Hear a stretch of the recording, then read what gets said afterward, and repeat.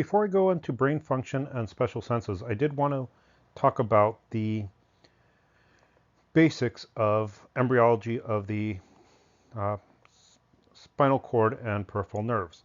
Now, again, if you remember, you have the ectoderm, the mesoderm deep inside here, and you have the formation of the notochord here. Now, as I mentioned earlier, the notochord causes a folding and a pulling of the ectoderm, leading to the neural tube. You have a big lump at the top, which is the cranial end, and then you have the caudal end, which is going to be the spinal cord. Now, I didn't mention the peripheral nerves, but what ends up happening is when this neural tube comes in, you also have a collection of cells that come out in here with it on both sides, called the neural crest cells. Now, the neural crest cells will end up pretty much having the cell bodies. Dendrites will shoot out and going to the dermis to form pretty much the sensation, the aspects of the skin that's going to give you sensation. You have the soma, and then this is going to go into the spinal cord. Now, if we actually were to look at the spinal cord a little more, we would see that it is a tube, so it has a central canal. And we have the white matter out on the outer areas, and we have gray matter around the neural tube, the central canal. The hole in the middle is called the central canal. And so you have something like this. The gray matter is on the inside, white matter is in the middle. You do have a sulcus here and one down here. And the somas are going to be here, and they're going to send nerve tracts into the spinal cord. So messages are going to come from here into the soma, then going from the soma to the gray matter of the spinal cord. Now, as you have horns here, we call these horns the dorsal horn, this would be dorsal area, and the ventral horns down here. What you'll notice is the dorsal nerves are actually going to come in, and you're going to have nerves coming out here, neurons coming out here, which are going to be your ventral roots. And these are going to actually come together to form the total nerves. And that's why nerves actually have afferent tracts and efferent tracts. The afferent tracts are going to be coming from the dorsal. The efferent are going to come down. Now, where you have a bunch of collection of cell bodies in the spinal cord, in the peripheral nerves, we're going to call it a ganglion. If you think of the sympathetic chain ganglion, it's the area where the cell bodies are. If you notice, the dorsal horn is thinner than the ventral horn, and so the cell bodies of the ventral nerves are going to be in the ventral horn. And so you have a dorsal root ganglion, you have this area here called the roots. So you have dorsal roots and ventral roots, but you don't have a ventral root ganglion, just a dorsal root ganglion. And there are actually nerve rami, which actually come, it should be over here, around here, which start acting on areas around that, the spinal area. I will talk more about the dorsal and ventral columns and the lateral columns, but if you want to see it, you have the dorsal on the back, ventral in the front, and lateral on the sides. And so with that, we can start talking about the brain. Now remember the bones. The bones are going to be really important, and I did talk a little bit about this before, and so I would tell you, if you have this image, highlight the central sulcus, highlight the sulcus of Sylvis, and you can actually even go and highlight where the other areas of the brain are, so the higher brain. So you have the frontal lobe, parietal lobe, occipital lobe, and the temporal lobe here. Again, if you pull this apart, you'd actually see the insolent lobe here. And while it's not on this picture, inside here you also have the thalamus, which I talked about earlier. Now, anytime you have deep depressions, those are going to be called sulci. Anytime we have gyruses, they're going to be the bumps. And so we talk about the central gyrus, the precentral gyrus, or postcentral gyrus a bit. And so over here you can see how the precentral gyrus is in front of the postcentral gyrus. You can see that this is a frontal lobe, parietal lobe here, and you have different things that are actually going to be involved here. So you do have the superior frontal gyrus, middle frontal gyrus, and inferior frontal gyrus. You do have temporal lobe and different gyruses. And this should be a bit of review, so I will go faster. Now, misspell this. The E should be out. So I would ask you, what does each part do based on what we've already talked about? If you remember, the frontal lobe here is responsible for movement in the precentral cortex. And in this area here, you're actually going to involve learn movements. Actually, the top part up here is also going to be involved in pretty much self-awareness. You're going to have some long-term memories over here. You're going to have some sensation of smell over here. Somatosensory gyrus, I'm going to change the color to red so we can see it better, back here, is involved in sensation. And behind it, we'll actually deal with interpreting what you sense. So just because you touch something, you can say that you are touching something, but you may not know what it is. And you can learn what things are by touch. And so you can actually learn to interpret just by holding something in your hand. You can learn by movement, by the way, over here. When we deal with the auditory, make it green so we can see it here, it's usually involved here in the temporal lobe. So you have your primary auditory center, you have secondary auditory centers, and you have areas that are involved in memory, both short and long term, along the temporal lobe here. In the back, now I'm making it dark blue, here we have our occipital lobe.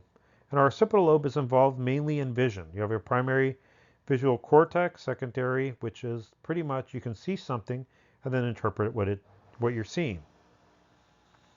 We also do have, so that's the optic. Gustation will usually be in the insolent lobe, which you can't see here. I guess I'll make it purple, but it would be deep in here.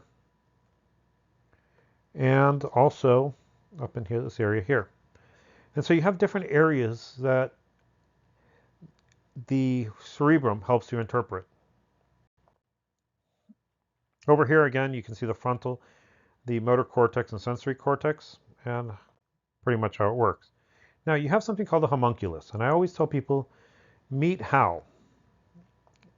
And it's capital. Now Hal likes to hang out upside down in your cerebral cortex. So in the sensory, you can see that you have sensation coming in, actually down in here in the insolent area.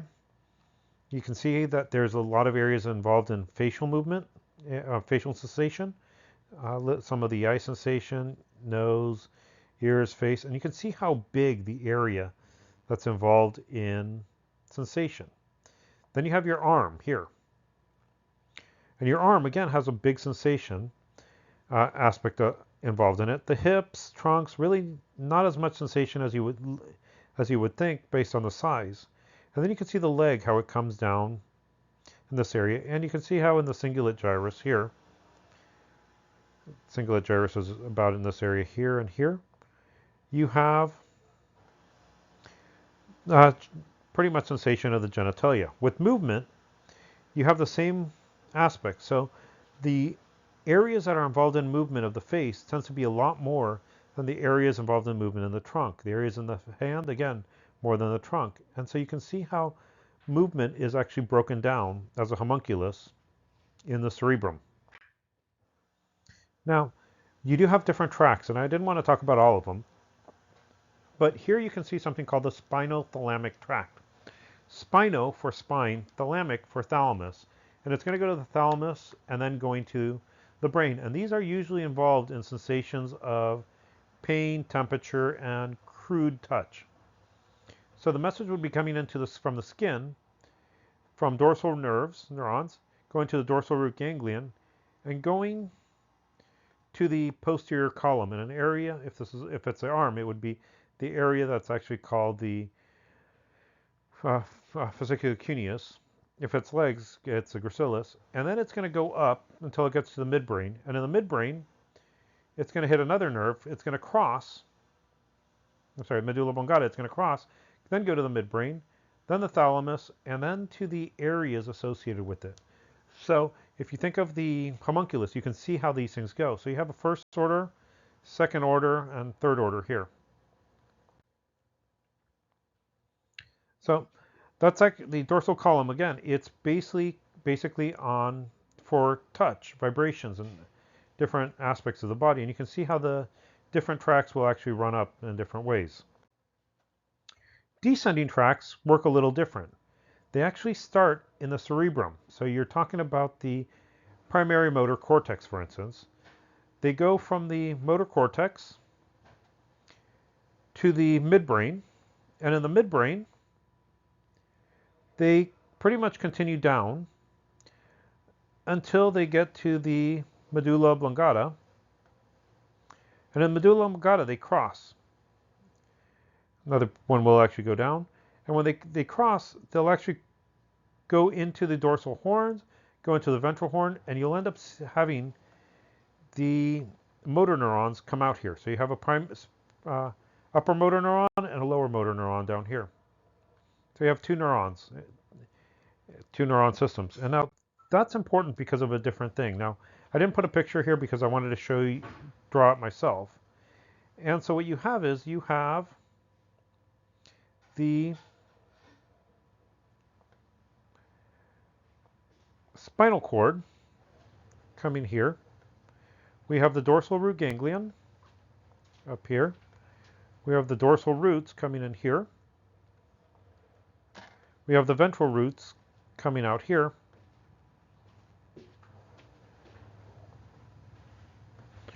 We have the white matter and we have the gray matter. I'm not going to draw the central canal.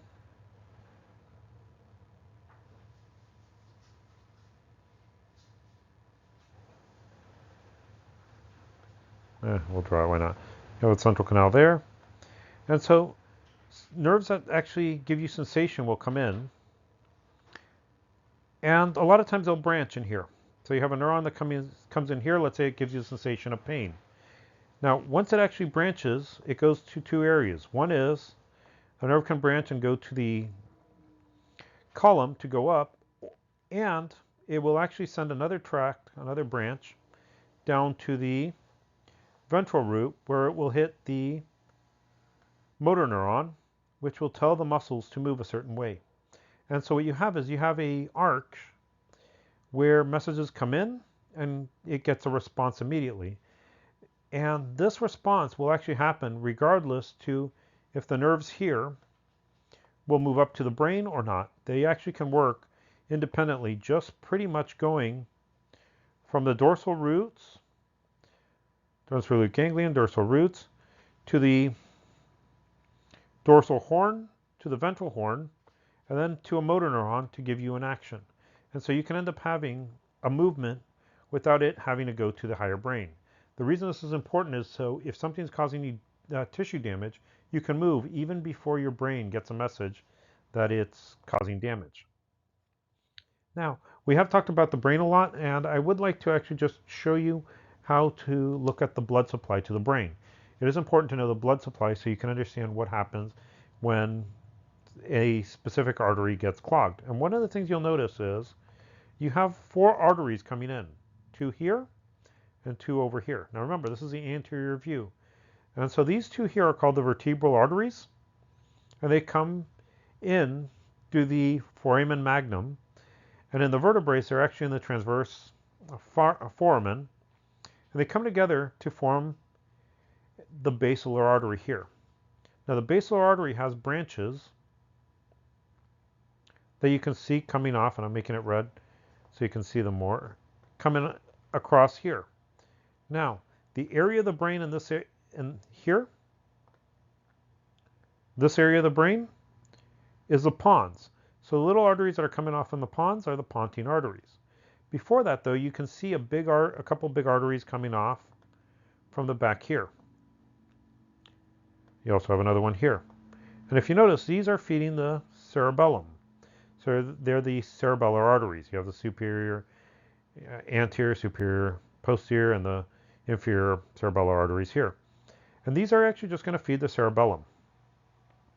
As you come up, where the basilar artery comes in, you can see arteries coming, and they're going to feed the back of the cerebrum here, and this one as well. And so you have the posterior cerebral arteries. You have the posterior communicating, it actually communicates here, and then it goes to the area where the internal carotid artery comes in. This goes through the carotid canal, and it feeds a circle you can see here. And this circle is called the circle of Willis. What happens is, as you have these arteries coming together, it forces blood in all directions, and so perfusion of the brain is relatively difficult to occur in this area. Meaning, if there's a blockage anywhere in the circle, the arteries and the other arteries will actually be able to feed blood to that area. So you have your internal carotid artery, and you can see a branch here going to the middle of the cerebrum. So we call it the middle cerebral artery. Middle communicating, and then you have an artery that shoots up to the front here and shoots up to the front here. These two arteries are called the anterior cerebral arteries, and there is an anterior communicating here.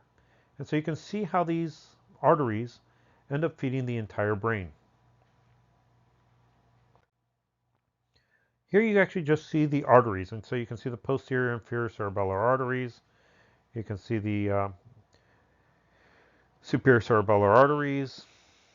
You can actually see the pontine arteries, the superior cerebellar artery, and you can see the posterior cerebral artery, posterior communicating, carotid artery, middle cerebral, anterior cerebral artery coming here, and the anterior communicating here.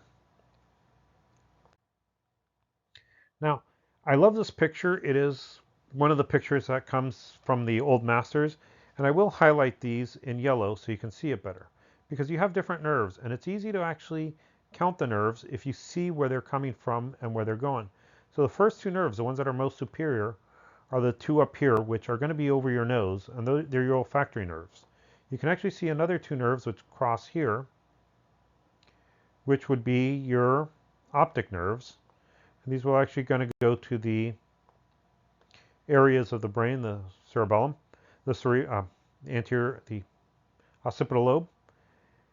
You can also see a third nerve here called the ocular motor. You can see a fourth nerve here. And you can see this big nerve here, which is a fifth nerve, which is called the trigeminal. Now, when we deal with the eyes, we're actually going to go to the fourth nerve, skip the fifth for a little bit, and go to the sixth nerve, which you can see here, which is called the abducens nerve. After the abducens nerve, you can see another big nerve here called the facial nerve, which will be involved in muscles and facial expression and sensation in the face. And then behind it, you can see it looks like it's easier to see, yeah, here. You can see the eighth cranial nerve, which is called the vestibulocochlear nerve, here and here. And the vestibulocochlear nerve, so you have 1, 2, 3, 4, 5, 6 is this one here, sorry. 6 is right here. Then you have 7, 8, vestibular cloak. 9, which is your glossopharyngeal. 10 comes over here, which is your vagus nerve, which is your main parasympathetic nerve. You can then see your 11th cranial nerve coming off here.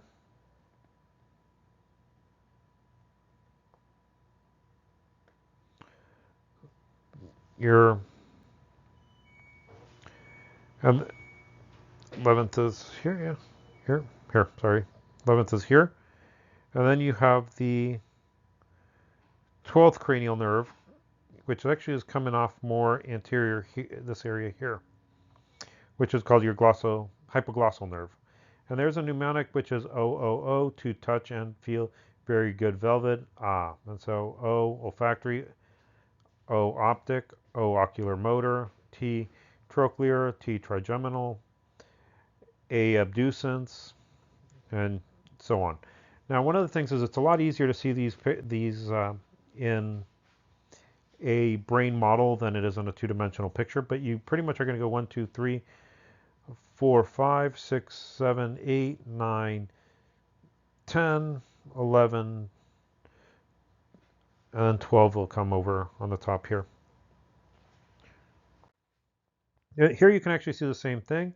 You can see the olfactory nerve coming off here, 1, cranial nerve 2, optic 2, and you can see all of them here where up to where the hypoglossal nerve comes off. Now I do like to actually show you the cranial nerves with the brain so you can see what ends up happening. So what we see here is we see a bone here, which is your ethmoid bone, and that is your cribriform plate. You can see part of the crista galli here, and you can see the nerves of the olfactory nerve coming into the nose. And these are where the dendrites are going to be found. And so particles that you smell are going to bind directly to the olfactory nerve and go to this thing called the olfactory bulb. And from the olfactory bulb, it'll go to this area called the olfactory tract, and it's going to go to the anterior commissure of the cerebrum, which is going to branch and give you a bunch of different areas. And I actually wanted to show you this here because I can draw the pictures. I can draw on it. So what you'd have is in the olfactory lobe, I'll make it black too. Olfactory bulb would be over here. It'd go to the olfactory tract. It'd go deep into the brain to the anterior commissure and then split. Part of it would go to the area inside where you have the longitudinal fissure, and it will go to the area of the cingulate gyrus, and it'll also go to the amygdala, and from the amygdala it will go to the hippocampus, the fornix, and the mammillary bodies. And from there it will go to the when it hits all that, it will go into the orbital frontal cortex, which is over here, for interpretation. So that's the olfactory nerve, and I don't know why I have this picture here, but you can see how the tract ends up going. Then we have the cranial nerve 2, which is the optic nerve. The optic nerve is a purely sensory nerve as well, and it is involved in sight and sight interpretation. And there are certain things that are important. For instance, you have a hard outer layer that's white called the sclera. The white part of the eye is a sclera. It's a hard layer, hard white layer, sclera. Then you have the cornea up in front, which is a clear area. And you may have heard someone get a corneal abrasion. That's actually a ripping or tear, a scratch on the cornea. Behind the cornea, there you can see the cornea here. Behind the cornea, you have a chamber here. And that is actually called the anterior chamber of the eye. You then have the iris here and here. Iris is here and here, which controls how much light goes into your eye. And behind the iris, you have the posterior chamber. And then you have the lens. The lens is actually held in place by ciliary ligaments, and you do have ciliary bodies that are going to pull it. Ciliary muscles are going to pull it, and ciliary bodies that are going to make the fluid within the front area of the eye, which is called aqueous humorous. Behind the lens, you have the vitreous humerus, which is the fluid in the back of the eye. And then you have the cornea over there and the different areas of the eye which are actually going to get sensation. Interesting thing is the way the eye is actually made is it's made backwards. where the nerves are actually facing the back of the eye. You have a membrane there, which is called the pigmented layer, which gets light hits it, it reflects back, and it activates the receptors. And those receptors, when they're activated, actually turn off the cells. So you see it pretty much shows you immediately by turning off what you don't need. So over here you can see the cornea, the anterior chamber, the posterior chamber, and the posterior segment. You can see the sclera, see the retina and the nervous area here, and the vitreous humerus there. Now, if we were to look at the eye, I actually mentioned how the eye is built backwards. And so you have the area where the blood vessels, retinal arteries, and venules are going to come in, and the nerve. And it's an area that's blind. It's called the optic disc here. Now, next to it, you have something called the fovea centralis and the macula luteum around it. And this is the area that has the highest visual acuity.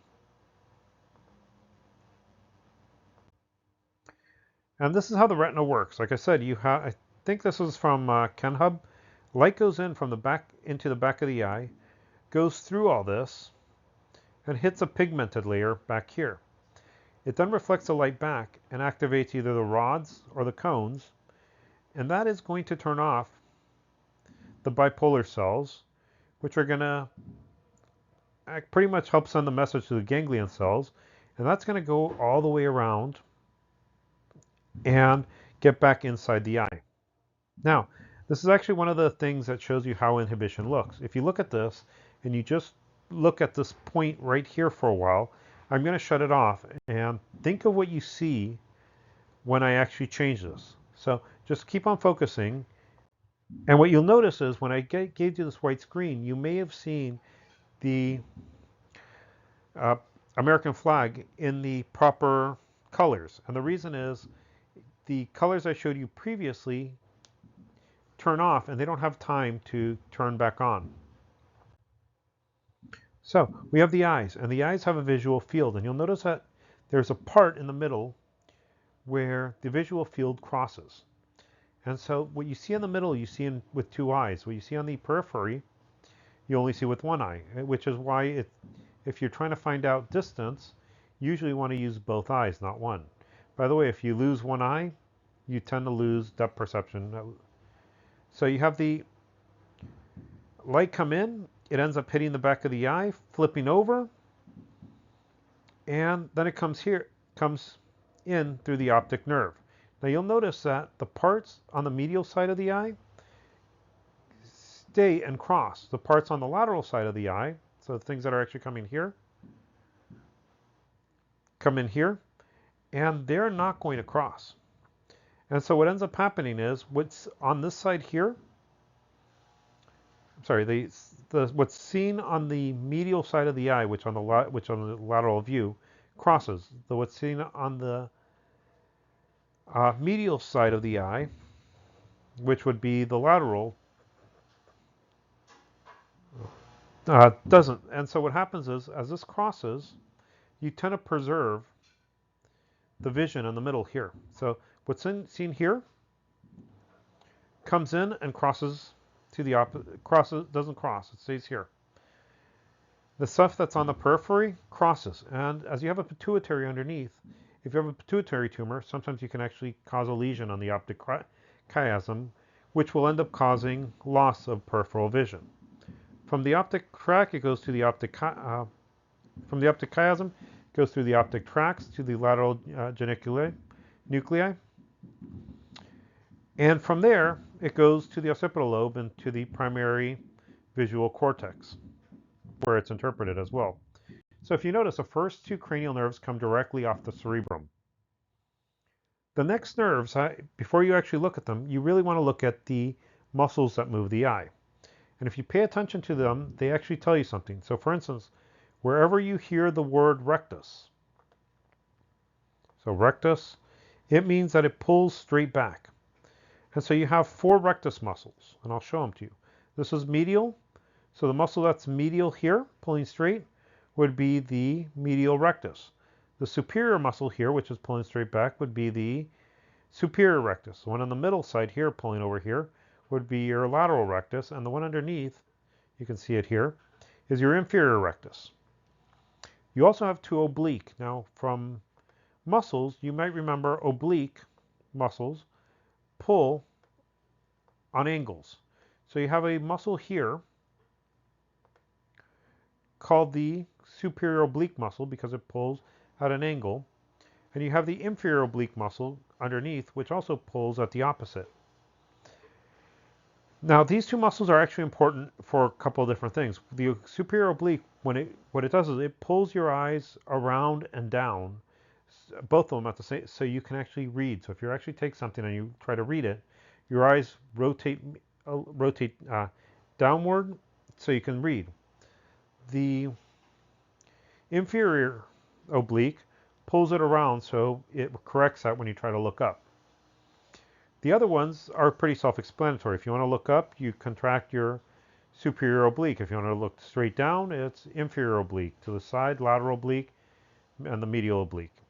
And these are innervated by different muscles, by different nerves. Now, there are a couple nerves in the eyes. One of them is called the ocular motor.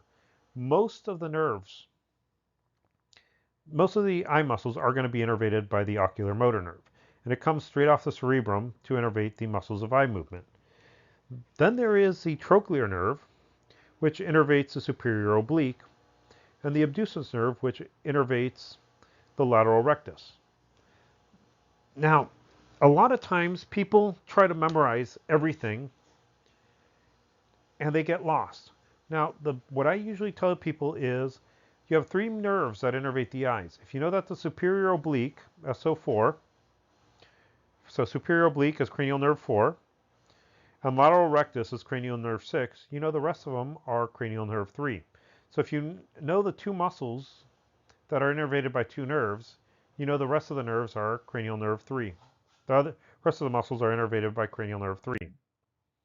So we've talked about the olfactory nerve, optic nerve, ocular motor, the trochlear. We skipped the trigeminal and went to the abducens nerve. Now, if you think about the name of the abducens nerve, it abducts the eye. It helps pull the eye to the sides. The motor, abducens here. Abducens is not on this image here. It should be here.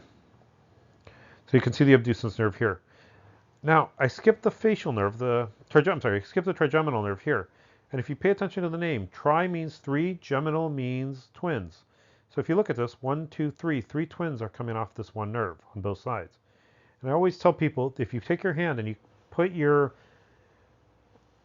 pinky and ring finger together and your middle and index finger together and put you can see the three branches. And if you put the lower branch on the mandible, that would be V3. The maxilla would go to V2 would go to the maxilla, and V1 would go to the facial area. And the trigeminal is mainly used in muscles of mastication.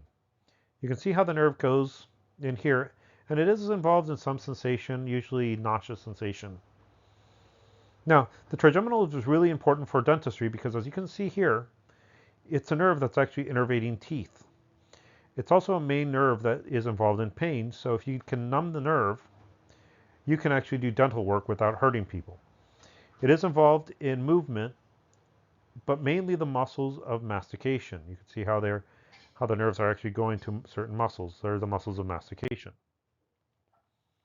The other thing I would actually tell you is to go back and look at skin. You know you have your epidermis, your dermis, and your hypodermis, and you know that you have, within your epidermis, you have sensory cells. And these sensory cells are going to actually go to either the in the face are either going to go to the trigeminal nerve or the facial nerve, which I'll mention a little bit. And so you can see how the nerves are here.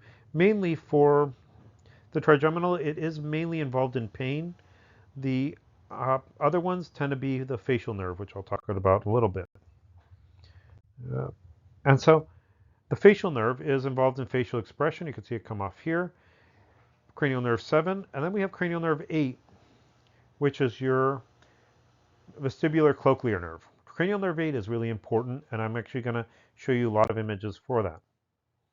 So here I actually do have the facial nerve, and you can see how it's going to spread all over the place. It's mainly muscles of facial expression and sensation of the face, but it can also innervate the tongue, and about 2/3 of the sensation of taste is from the facial nerve. So gustation is there. I'll talk more about it when we talk about the tongue. Cranial nerve 8 is the vestibulocochlear, and it has two parts. It branches into two. You have the vestibular nerve and the cochlear nerve. And I'm going to start with the cochlear nerve first because it's involved in hearing. Vestibular is more for balance. So what happens is sound goes into the external ear. You can see the ear canal here, the external acoustic meatus, which when it's covered, it's the otis media, otis externa. It hits the tympanic membrane, which causes it to shake, and it goes to the middle ear. The middle ear has a tube going to the mouth, which is called the tympanopharyngeal tube. Tympano for the tympanic membrane, the eardrum, pharyngeal for the pharynx. And that's why if you're on a plane and you need to get the pressure equilibrated, sometimes yawning can end up getting this to pop. Inside you have the ossicles, which are the ear bones. And then you have the inner ear, which is called the otis interna, which is made up of the cochlea, which is a snail shell-like structure, and the vestibular apparatus, which I'll mention both in a little bit. Over here, what I wanted to show you is a tympanic membrane. Remember, sound hits it, it vibrates, and you have the three bones. This one's called the malleolus, which means the mallet. You have the incus and the stapes here. You also have a tensor tympani muscles here, which will actually tighten to keep sound, when sound's too loud, to keep it from vibrating too much. External ear, you can see the middle ear, tensor tympani, and over here you can see the cochlea, that snail shell like structure. And so sound goes into an area called the oval window, comes all the way around, and then comes back out via the round window. And you use that tube to make sure that the vibrations do not cause damage to the tympanic membrane and are not painful. If you notice, though, here, if we were to cut this, we would have 3 layers. And those 3 layers are actually things that actually are where fluid moves. Above this area, you have what's called the scala vestibular, which would be over here. Then you have the organa cordi over here. And on the other side, you have the scala tympani. So the tympani hits, it ends up moving fluid, and the fluid will end up causing these hair cells to vibrate. Inside this area is a scala. This is actually the scala media, and you do have a membrane up here called the Renzier's membrane. You have the tectorial membrane here, hair cells here, and the optic nerve, which will actually come out this side, the cochlear nerve, to interpret hearing. On the other side, we have the vestibular apparatus. So you have the vestibulocochlear apparatus. The cochlea is a snail-shaped thing which determines sound. And these here is part of the vestibular apparatus. You can see an area called the saccule and the auricle. You have the ampullas here. And you can see that you have 3 canals which are half circular. And so you can see one that's superior. It's the one that's above. You can see one that goes to the back, so it's a posterior. And one that's lateral, so we call it the lateral. And these actually determine angular acceleration. And those messages will go to vestibular nerve, come together with the vestibulocochlear nerve to form the vestibulocochlear nerve, and then it'll go to the areas of the brain associated with it, which I'll talk about in a little bit. Now, these determine only accelerations. So if there's any sort of movement, your eye, you will actually feel that and will interpret it. And there are some areas that I'm going to talk about in a little bit. So from the inner ear to cerebrum, you go to the vestibulocochlear nerve. It goes to medulla oblongata. It goes to something called the corpus quadrigemina, which I pointed out earlier. Corpus quadrigemina has 4 different balls in the medulla oblongata, and they coordinate reflexes within the ears and the eyes. What I mean by that is this: if you're moving a certain way, your eyes will actually move to the direction because the eyes and ears are connected with the corpus quadrigemina, and so you have this reflex between them. It's also, if you hear a loud sound, your eyes will go to it to determine what it is. And from there, it will eventually go to the primary auditory center here, which is where you're gonna have sound, and then you're gonna move it to interpret what that sound is.